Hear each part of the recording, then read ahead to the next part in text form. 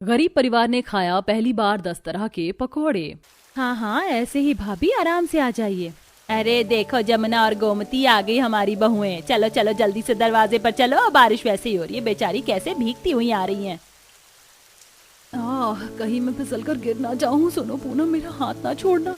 नहीं भाभी, हम नंदे आपको गिरने नहीं देंगी। अब तो बस घर पहुंच ही गए। देखो भाभी, घर के बाहर थोड़े हिस्से में पानी है, आपको पैर लगा कर आना पड़ेगा। मैं आपको सहारा दे रही हूँ, आप चौखट पर चढ़ जाना। मेघा के घर की चौखट जरा ऊंची थी। मेघा, पूनम और अंशिका तीनों ने अपनी भाभियों को सहारा दिया, जिसके बाद तीनों बहुएं चौखट पर खड़ी हो गईं और उनकी सास उनका गृह प्रवेश करने लगी। गंगा भाभी, आप सबसे बड़ी जेठानी और बहुओं की सास हो, तो हमारी बहुओं का गृह प्रवेश भी आप ही करवाओ। वैसे भी हम यहाँ 3 परिवार रहते हैं, हम तीनों ही बहुओं की सास लगती हैं, तो इससे अच्छा आप ही करवा दो। जरूर, क्यों नहीं। वैसे भी हम लोग गरीब है, बहुओं के गृह प्रवेश में ही अगर मुट्ठी भर भर चावल बर्बाद किया तो खाएंगे कैसी ले। बहुओं, तुम तीनों कहने को तो 3 अलग अलग घर से आई हो, लेकिन हम लोग परिवार एक ही हैं, इसीलिए इस एक कलश को गिराते हुए तुम तीनों साथ साथ अंदर आ जाओ। आए हाय, सुबह से बारिश हो रही, दरवाजे का ये कीचड़ साफ ही नहीं हो रहा है। गंगा ने ऐसे बोलकर कलश को चौखट पर रख दिया, जिसके बाद बहुएं कलश को गिराते हुए तीनों ही अंदर आ गईं। आरती, अदिति और अंशिका तीनों की शादी आज ही के दिन हुई थी। वैसे तो तीनों अलग अलग परिवारों की बहुएं थीं, लेकिन गंगा, जमुना और गोमती तीनों ही एक दूसरे की देवरानी जेठानी थी। इस नाते से वो सभी साथ में एक ही परिवार में रहती थी। परिवार काफी बड़ा था और बहुओं को परिवार के रूप में एक बड़ी 3 भाइयों की जॉइंट फैमिली मिली। तीनों बहुएं अपने गृह प्रवेश की रस्म से जरा नाखुश सी थीं। जब वो तीनों अपने अपने कमरों में आ गईं, तब अपने पतियों से बोली, ओम जी, ये क्या बात हुई? किसी भी बहू का इतना बुरा गृह प्रवेश कौन करवाता है? मैंने तो क्या क्या सोचा था कि ससुराल में ये होगा वो होगा, लेकिन कुछ भी नहीं हुआ। ना मुंह दिखाई की रस्म हुई, ना दूध अंगूठी की, कुछ भी तो नहीं हुआ। ससुराल आने में सारा लहंगा भी कीचड़ से ना गंदा हो गया। कीचड़ में चलते हुए आए और पानी की कुचेंदी में गृह प्रवेश करवाया। पता है, हील्स के साथ दरवाजा लांगने में मैं तो गिरने ही वाली थी, और एक ही कलश से गृह प्रवेश। इतनी भुखमरी हो रही थी क्या? देखो आरती, मैं जानता हूं कि तुम तीनों ही हम तीनों भाइयों से नाराज होगी। शायद तुम्हारी तरह ही बाकी की 2 बहुएं भी ऐसे ही शिकायत कर रही हो, लेकिन तुम्हें समझना चाहिए, हम जॉइंट फैमिली हैं और साथ ही हम गरीब लोग हैं। ये बात तुम समझ तो रही हो ना। हम लोग गरीब हैं, इसलिए हम तुम्हारी कई रस्में नहीं करवा पाए। एक कलश गिराकर गृह प्रवेश भी इसीलिए हुआ क्योंकि हम ज्यादा अनाज बिगाड़ नहीं सकते हैं। इससे ज्यादा शायद अब मुझे तुम्हें समझाने की जरूरत नहीं है।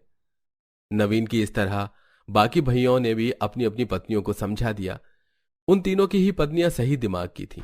उन्होंने उनसे ज्यादा बहस नहीं की और तीनों भाइयों की बात को समझ लिया। ऐसे ही अगले दिन आज तीनों बहुओं की पहली रसोई थी। अरे बेटा, आज तो बहुओं की पहली रसोई करवानी है। भाभी, मैं क्या सोच रही थी कि अलग अलग रसोई बनवाई तो ज्यादा खर्चा होगा, तो कैसा रहेगा अगर हम तीनों बहुओं की पहली रसोई की रस्म साथ साथ निपटा दें। तो ऐसा करने से बहुओं की पहली रसोई भी हो जाएगी और हमें ज्यादा भारी भी नहीं पड़ेगा। मैं अभी यही बात करने वाली थी। ऐसा करेंगे, हम में से एक चावल मंगवा लेगा, एक दाल और एक सूजी। तो इस तरह बहुएं मिलकर दाल, चावल और सूजी का हलवा बना लेंगी। एकदम सही फैसला किया। इस तरह सिर्फ पैसे की बचत नहीं होगी, बल्कि जब बहुएं परिवार को ऐसे मिलकर काम करता हुआ देखेंगी तो उनके अंदर भी ये भावना जागेगी कि वो परिवार में मिलकर रहा करें। तीनों सास ऐसे ही बातें कर रही थी। अपनी सास की बातें बहुएं भी सुन रही थी। तीनों सास ने जैसे बोला वैसे ही किया। उन्होंने बहुओं के लिए मिलकर राशन मंगवाया, जिसके बाद तीनों बहुएं रसोई में आ गईं और सुनो, हम तीनों की एक साथ पहली रसोई हो रही है, तो हम साथ साथ मिलकर ही खाना बनाएंगे। तुम लोग तैयार तो हो ना? चलो साथ मिलकर काम करें। आरती की बात को सुनकर अदिति और अनुष्का भी उसके साथ ही लग गई। बरसात का मौसम था, ऐसे में तीनों बहुओं ने मिलकर खाना बनाया और परिवार के आगे लगा दिया। भाई वाह, खाना तो ऐसा बना है कि दाल चावल के साथ साथ उंगलियां भी खा जाओ। सच में खाकर तो मजा ही आ गया। भैया, तीनों बहुओं ने मिलकर हमारी मेहनत की है, तो खाना कैसे अच्छा नहीं बनता। वाह बहुओं, दिल खुश हो गया। ये लो तुम्हारा शगुन। तीनों बहुओं को साथ साथ शगुन मिला, जिसको पाकर वो तीनों ही खुश हो गईं। ऐसे ही सिलसिला जारी था। सब कुछ अच्छे से चल रहा था और अब तीनों बहुओं को अपनी ससुराल में मिलजुल कर रहते हुए लगभग 1 हफ्ता गुजर चुका था। आज के दिन तीनों बहुएं अपनी नंदों के साथ बाजार आई हुई थी। ननद जी, हम तीनों आज बाजार तो आ गए, लेकिन मौसम का मिजाज कुछ सही नहीं लग रहा है। सही बोल रही हो भाभी, ऐसा लग रहा है जैसे कि बारिश होगी, और बारिश में ना इस बाजार का रूप ही बदल जाता है। अरे नहीं भाभी, सभी छप्पर के नीचे आ जाओ, बहुत तेज बारिश हो रही है। अनुष्का, अंशिका, अदिति, मेघा, आरती और पूनम सभी एक छप्पर के नीचे खड़ी हो गईं, जिसके बाद बाजार में बारिश शुरू हुई। बारिश होते ही बाजार में गर्मा गर्म पकौड़े और चाय की खुशबू उड़ने लगी। हाँ, बारिश और गर्मा गर्म पकौड़े, मुझे तो मायके की याद आ गई। जब भी बारिश होती थी तो मैं पकौड़े बनाती थी। सच में उन्हें खाकर तो मजा ही आ जाता था। ये प्याज के पकौड़ों की खुशबू है। प्याज के पकौड़े मेरे मन पसंद है। मन कर रहा है खरीद लूं, लेकिन ले नहीं सकती, पैसे ही नहीं है। हम लोग गरीब है ना भाभी, इस वजह से आप लोगों को आपकी पसंद के पकौड़े वगैरह नहीं खिला सकते। अरे नहीं नहीं मेघा, तुम क्यों शर्मिंदा महसूस कर रही हो? हमें नहीं चाहिए पकौड़े वकौड़े, तुम लोग ऐसे मत सोचो। और देखो, ये तो जरा सी बारिश होकर ही ठहर गई। चलो घर चलते हैं। अनुष्का की बात को सुनकर सारी बहुएं घर को आ गईं और फिर से अपने रोज के कामों में ही लग गईं। ऐसे ही सिलसिला जारी था और आज के दिन तीनों बहुएं घर में ही थी कि तेज बारिश शुरू हो गई। बारिश के आते ही मोहल्ले के घरों से तरह तरह के पकवानों की खुशबू उड़ने लगी। हाँ, बारिश में आलू के पराठों की खुशबू सूंघ कर ही दिल कर गया खाने का। जब मायके में थी तो बारिश कितनी स्पेशल थी, मैं क्या क्या बनाकर खाती थी। लेकिन अब तो सब बदल चुका है। लोग अपने घरों में पकौड़े वगैरह बनाकर खा रहे हैं और हमारे पास यही रूखा सूखा। दिल कर रहा है ऐसी बारिश में हमारे पास खाने को आलू के पकौड़े, ब्रेड पकौड़े, मिर्च के पकौड़े वगैरह होते तो मजा आ जाता। मेरी बहुएं कैसे तरस रही हैं, लेकिन हमारी गरीबी की मजबूरी तो देखो। ये जरा सी चीज भी तुम्हें नहीं दे सकते हैं। अभी गोमती ने ऐसे बोला ही था कि तभी उनके दरवाजे पर दस्तक हुई। जमुना ने जैसे ही दरवाजा खोला तो वहां उनकी कई पड़ोसन थी। अरे तुम सभी बारिश में कैसे आना हुआ? कुछ नहीं, बस जमुना जी बरसात के मौसम में ये 2-3 तरह के पकौड़े बनाए तो सोचा तुम्हारे घर नई बहुएं आई हैं, थोड़े उन्हें भी चखाया। आखिर पहले हम कितना घुले मिले रहते थे ना, अब तो समय ही नहीं मिल पाता। लाओ जल्दी से कोई बर्तन ले आओ और ये पकौड़े ले लो। इसमें आलू, मिर्च, प्याज और पालक के पकौड़े हैं। मैं भी पनीर और ब्रेड पकौड़े लेकर आई हूँ खिलाने को। मेरी बहू ने पहली बार गोभी के पकौड़े, टमाटर के पकौड़े, शलजम के पकौड़े बनाए हैं, ले लो बहन। मोहल्ले की औरतें ऐसे ही जमुना को 10 तरह के पकौड़े दे गईं, जिनको जमुना ने एक बड़े बर्तन में डाला और लो बहुओं, बहुत दिल चाह रहा था ना तुम्हारा पकौड़े खाने का। अब जितना मर्जी पकौड़े खाओ। पड़ोस से 10 तरह के पकौड़े आए। इनमें आलू, मिर्च, प्याज, पालक, टमाटर, गोभी, ब्रेड, पनीर, शलजम और चिकन के पकौड़े हैं। वाह भाभी, आपके ही नसीब से ये पकौड़े आए हैं। अब जितना मर्जी खाओ। पूरा परिवार पकौड़े के बर्तन के इर्द गिर्द बैठ गया और कुछ इस तरह गरीब परिवार ने बारिश में 10 तरह के पकौड़े खाए। बहुएं पकौड़े खाकर बहुत ही ज्यादा खुश थीं। अरे वाह, आज तो मजा ही आ गया। पकौड़े खाने को मिल गए और वो भी इस तरह। माँ जी, मैं पकौड़े विराट जी के लिए भी बचा दूंगी। अनुष्का ने अभी ऐसे बोला ही था कि पीछे से तीनों बहुओं के पति आ गए। अरे यहाँ पर तो पहली पकौड़ा पार्टी चल रही है, हम भी पकौड़े ही लेकर आए हैं। क्या बात है, आज तो तुम्हारे चेहरे बड़े खिल रहे हैं बच्चों। बड़ी माँ, हम तीनों को नई जगह काम मिल गया, अब घर में तंगी नहीं रहेगी। इसी खुशी में हम पकौड़े लाए थे, चलिए साथ में खाते हैं। नई जगह काम की खबर सुनकर पूरे परिवार में और भी खुशी की लहर दौड़ गई। बस फिर क्या था, अब तीनों बहुओं के पति अच्छी जगह काम करने लगे, जिससे उनके घर के हालात सुधरने लगे और अब सब कुछ ठीक हो चुका था। बारिश में गरीब ससुराल में मिट्टी के चूल्हे पर पहली रसोई। बाहर बारिश हो रही होती है और काजल अपनी भाभी का गृह प्रवेश करवाने के लिए आरती की थाल सजा रही होती है। तो वहीं जब शांति चावल से भरा कलश दरवाजे पर रखती है तो सपना गाड़ी से उतरती है और उसका ड्राइवर छाता लिए उसके पीछे पीछे चल रहा होता है। ये सब देख दरवाजे पर खड़ी दादी सास आशा मुंह बनाते हुए बोलती है, इस गरीब घर में अमीर घर की लड़की लेकर आए हैं, टिक भी नहीं पाएगी। ये 10 नखरे होंगे इसके। माँ जी, और कर भी क्या सकते थे, दोनों एक दूसरे को पसंद करते थे। अब शांति अपने बेटे बहू का गृह प्रवेश करवाती है और बहू को उसके कमरे तक ले जाती है। कुछ ही देर में पूरा परिवार बाहर अपने कमरे में जमीन पर बिस्तर लगाकर सो जाता है और अमित खाट पर बिस्तर लगाकर सपना से कहता है, सपना तुम इस खाट पर सो जाओ, खाट बहुत छोटी है, 2 जने नहीं सो सकते, इसलिए मैं जमीन पर सो जाऊंगा। अमित के बोलने पर सपना चुपचाप खाट पर लेट जाती है और उसे खाट पर नींद नहीं आती और उसे अपने मायके के मुलायम मखमली बिस्तर की याद आती है। तूने अपने पापा से जिद करी थी ना, देख आज वो ही तेरे लिए नया गद्दा लेकर आ गए हैं और ये बहुत मुलायम और मखमली है। इस पर सोने से तेरे शरीर में दर्द नहीं होगा, इस पर लेट कर देख। हाँ माँ, ये गद्दा परफेक्ट है, आज तो मैं आराम से सोऊंगी। अपने मायके के दिन याद करके सपना सोने की कोशिश करती है, पर आधी रात को सपना के कमरे की छत टपकने लगती है और बारिश की कुछ बूंदें उसके ऊपर आती हैं, जिस वजह से उसकी आंखें खुल जाती हैं। अमित उठो, देखो मेरे ऊपर पानी की छींटें आ रही हैं। बाहर बारिश हो रही है, शायद इसी वजह से छत में सीलन आ रही है। सपना, हमारा घर बहुत पुराना है ना, इसलिए छत टपक रही है। पर तुम मेरी तरफ अपनी खाट करके सो जाओ, इधर बारिश का पानी नहीं आएगा। सपना आराम से सो सके इसलिए अमित उसकी खाट अपने बिस्तर के पास लगा लेता है। अब सपना आराम से सोती है और अगली सुबह शांति सपना के कमरे में आती है, जहां वो बैठकर मेकअप कर रही थी। बहू, हमारे घर का रिवाज है, जब तक बहू के हाथ की मेहंदी नहीं छूट जाती हम उससे घर के काम नहीं करवाते। इसलिए कल तुम अपनी पगफेरे की रस्म पूरी करके आ जाओ, फिर करना अपनी पहली रसोई। वैसे भी हमारे घर में गैस सिलेंडर नहीं है, क्या पता इन 2 दिन में मैं तुम्हारे लिए गैस सिलेंडर भी ले आऊं। पीछे से आशा आती है। बहू, हमारे घर में तो ऐसी कोई रस्म नहीं रही। और रही पहली रसोई की बात, तो हमारे घर में जो मिट्टी का चूल्हा है बाहर आंगन में, बहू उसी पर अपनी पहली रसोई करेगी। आशा की बातें सुनकर सपना को काफी बुरा लगता है। अगले दिन सपना अमित के साथ अपने मायके जाती है, जहां उसकी माँ अपने कमरे में बैठाकर उसके ससुराल के बारे में पूछती है। मेरी बेटी कितने नाजों से पली बढ़ी और ऐसे गरीब घर में शादी कर ली। तेरे वो गरीब ससुराल वाले तुझे परेशान तो नहीं करते? तुझे किसी चीज की कमी तो नहीं है ना? अगर है तो हमें बता। नहीं ना, वहाँ तो सब कुछ बहुत अच्छा है और वहाँ सब मुझे बहुत प्यार करते हैं। मैं अमीर घर से हूँ ना, तो सब मेरा ख्याल भी बहुत रखते हैं। आपको पता है, मेरे ससुराल में सब जमीन पर सोते हैं, पर उन्होंने मेरे लिए गद्दा मंगवाया। सपना की बातें सुन उसकी माँ को काफी अच्छा लगता है, पर जब अमित ये सब देखता है तो उसे बहुत दुख होता है और वो उसको उसके कमरे में ले जाकर अकेले में सपना से कहता है।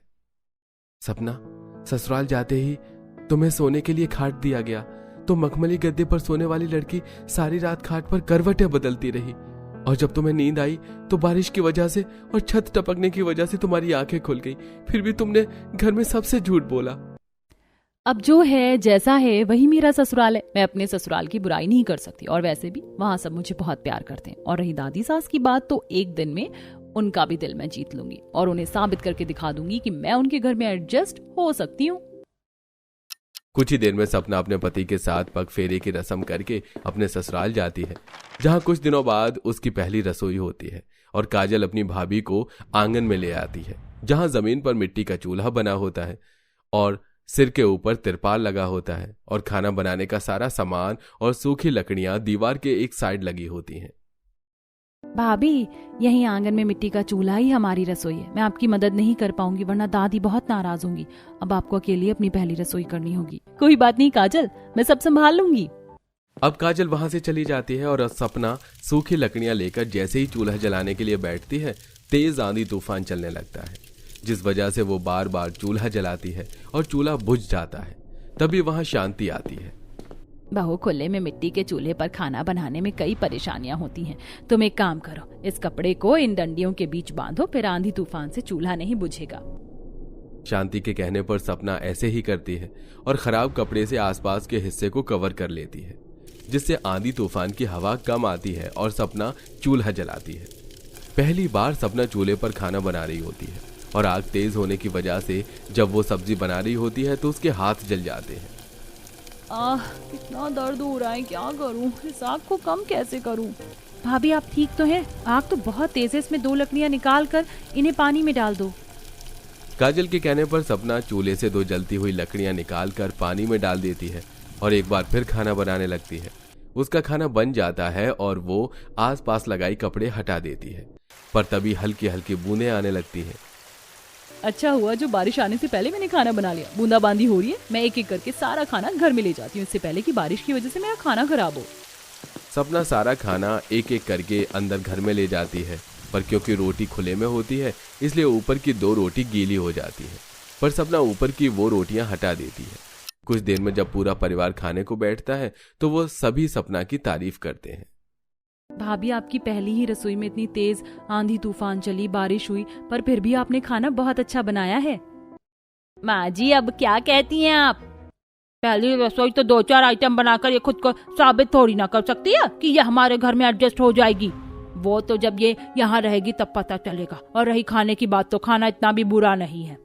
मैंने सोचा नहीं था अमीर घर की लड़की हम जैसे गरीब घर में इतनी परेशानियों का सामना करके अपनी पहली रसोई भी कर पाएगी, वो भी मिट्टी के चूल्हे पर। आशा मनी मन सपना की तारीफ करती है, पर किसी के सामने जाहिर नहीं होने देती। इसी तरह 2 दिन बीत जाते हैं और बेचारी सपना आंगन में मिट्टी के चूल्हे पर ही खाना बनाती है और जब खाना बन जाता है तो शांति के साथ आशा आती है और उसे ढेर सारे कपड़े धोने के लिए देती है। खाना तो तुमने बना लिया, अब कपड़े धोकर दिखाओ, वो भी हाथों से। हमारे यहाँ वॉशिंग मशीन तो नहीं है। कोई बात नहीं दादी सासू माँ, मैं धो लूंगी। मुझे कपड़े धोने नहीं आते, कैसे करूंगी मैं। इतना कहकर सपना कपड़े उठाती है और नलके पर लेकर जाती है। पसीना धूप से परेशान वो नलका चलाती है और फिर हाथों से रगड़ कर कपड़े धोती है। और ये सब आशा छुप कर देखती है। जैसे जैसे कपड़े धोकर सुखाकर वो अंदर जाती है, फिर तेज हवा चलती है और कपड़े गंदे हो जाते हैं। अब सपना बेचारी उन्हें फिर धोती है। जहां सपना परेशान थी वहीं आशा उसकी लगन देखकर खुश थी और आखिरकार उसके कपड़े सूख जाते हैं। इसी तरह कुछ दिन बीत जाते हैं और अब रसोई के साथ साथ सपना को घर की बाकी जिम्मेदारियां भी दी जाती हैं। सास उसे 1000 रुपए पकड़ाती है और खाट पर बैठी दादी सास उसे 1000 रुपए में ही महीने भर का राशन लाने को कहती है। तो सपना 1000 रुपए और थैला लेकर राशन की दुकान पर जाती है और 1000 रुपए में महीने भर का राशन लाती है। देखिए दादी सासू माँ, मैं सारा राशन ले आई और ये 50 रुपए भी बच गए। मैं सस्ता और अच्छा सामान लाई हूँ, देख लीजिए। इतना कहकर सपना कमरे में चली जाती है और दोनों सास मिलकर सामान देखती हैं। जहां शांति खुश होती है वहीं दादी सास हैरान हो जाती है। वहीं कमरे के दरवाजे से ये सब सपना देखती है और मन में कहती है, भला हो उस औरत का जिसने मेरी मदद की। अब तो दादी सासू माँ मुझे अपना लेंगी। बारिश में मिट्टी के चूल्हे पर पहली रसोई, फिर ढेर सारे कपड़े धोकर और 1000 रुपए में राशन लाकर सपना ने दादी सास को थोड़ा बहुत तो इम्प्रेस कर लिया था। पर अभी तक उन्होंने सपना को अपनाया नहीं था, इसलिए वो कोशिश करती रहती है और बारिश से लड़कर मिट्टी के चूल्हे पर खाना बनाती रहती है। पर आज जब सपना खाना बनाने के लिए जाती है तो बहुत तेज बारिश होने लगती है और बारिश से बचने के लिए सपना अमित से कुछ बड़ी पन्नी मंगवा कर तिरपाल के नीचे एक टेंट बनाती जिससे पानी अंदर नहीं आता। कर लिया मैंने बारिश से बचकर खाना बनाने का जुगाड़। अब मैं आंगन में लगे इस टेंट में आराम से खाना बना सकती हूँ, पर सामान रखने की कोई जगह नहीं। सारा सामान जमीन पर होता है और बारिश की वजह से जमीन पर पानी जम जाता है। जमीन पर जमा पानी देख सपना खड़े होकर आसपास देखती है और उसकी नजर 2 खराब लोहे की टेबल पर पड़ती है जो उसके एक पड़ोसन के घर के बाहर होती है। अमित जी, आप उन आंटी से उनके वो खराब टेबल मांग लीजिए ना, मेरे बहुत काम आएंगे। पर आखिर वो खराब टेबल तुम्हारी किस काम का? पर कोई बात नहीं, मैं अभी मांग कर लाता हूँ। अमित बारिश में भीगता हुआ बाहर जाता है और पड़ोसन से उसका खराब टेबल लेकर आता है। जहां सपना उस खराब टेबल को अपने टेंट के अंदर ले जाती है, उसको मिट्टी से लीपती है और फिर उसे सुखाकर उसके ऊपर चूल्हा रखती है और फिर पानी साफ कर आराम से खड़ी होकर खाना बनाती है और बना हुआ खाना दूसरी टेबल के ऊपर रखती है। जिसके बाद वो अच्छे से अपने टेंट किचन को सजाती है ताकि वो बारिश की वजह से खराब ना हो। कुछ देर में जब पूरा परिवार खाने को बैठता है तो अमित सपना की तारीफ करते हुए कहता है, सपना, जैसे तुम मेरे घर में इतनी परेशानी का सामना कर रही हो, वैसे ही कुछ परेशानियों का सामना करके मैंने भी एक अच्छी नौकरी तलाश ली है। अब एक एक करके घर में वो सारी चीज आएंगी जिसकी तुम्हें जरूरत है। तेरी बीवी ने ऐसा भी कौन सा तीर मार दिया जो तू उसकी इतनी तरफदारी कर रहा है? माँ जी, ये तो आंगन में जाने के बाद ही आपको पता चलेगा। शांति के कहने पर आशा आंगन में जाती है जहां वो टेंट की बनी एक छोटी सी रसोई देखती है। शांति जब रसोई में जाती है तो वो देखती है कि सपना ने सब कुछ काफी अच्छे से अरेंज कर रखा है। ये देख आशा का दिल पिघल जाता है और वो सपना को गले लगाकर उससे कहती है, बहू, मैंने तुझे घर के हर काम में परखा और तूने साबित कर दिया। एक अच्छी बहू अमीर घर से आया गरीब घर से, वो घर को अच्छे से संभालना जानती है। इस तरह सपना आशा का दिल जीत लेती है, जिसके बाद एक पक्की रसोई बनवाई जाती है और इस तरह एक एक करके घर में गैस, चूल्हा, बेड, गद्दा जैसी जरूरत की चीज आने लगती हैं। इसकी जरूरत सपना को होती है।